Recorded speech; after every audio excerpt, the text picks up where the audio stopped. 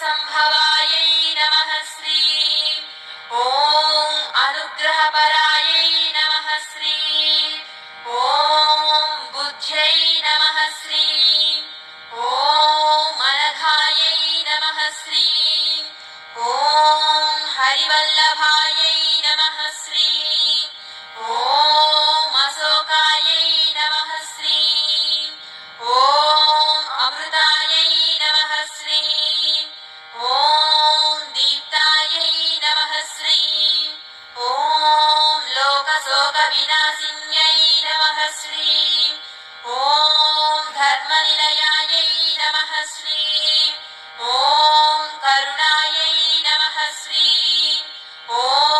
लोकमात्रे नमः श्रीं ॐ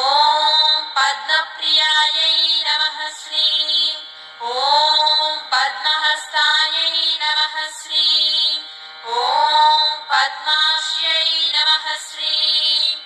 ॐ पद्मसुन्दर्यै नमः श्रीं ॐ पद्मोद्भवायै नमः श्रीं ॐ पद्ममुखायै नमः श्रीं ॐ